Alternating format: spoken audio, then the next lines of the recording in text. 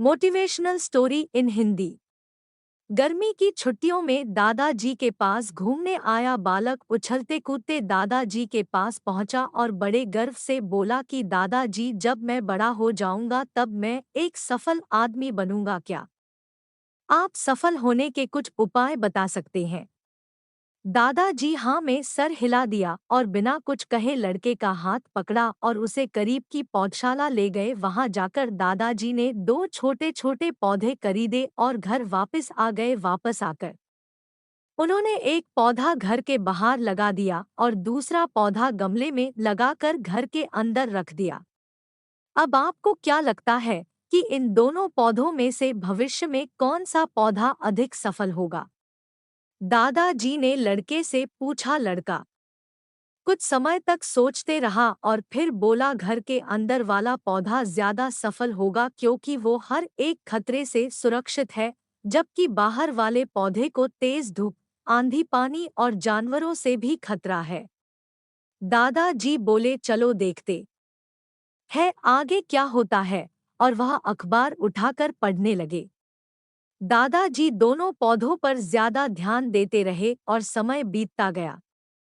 3 से 4 साल बाद जब एक बार फिर वह लड़का अपने माता पिता के साथ गांव घूमने आया, तब अपने दादाजी को देखा तो देखते ही बोला, दादाजी, पिछली बार मैंने आपसे सफल होने के कुछ उपाय मांगे थे पर आपने तो कुछ भी नहीं बताया था, पर इस बार आपको कुछ बताना ही होगा।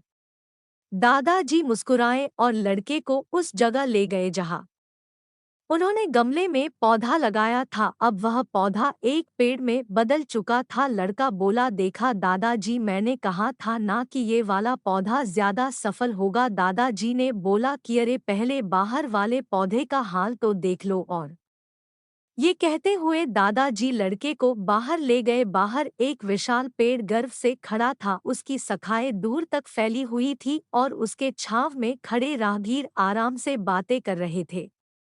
अब दादा जो ने पूछा, बताओ कौन सा पौधा ज्यादा सफल हुआ? लड़का कुछ शर्माते हुए बोला, बाहर वाला। लेकिन ये कैसे संभव है? बाहर तो उसे ना जाने कितने खतरों का सामना करना पड़ा होगा।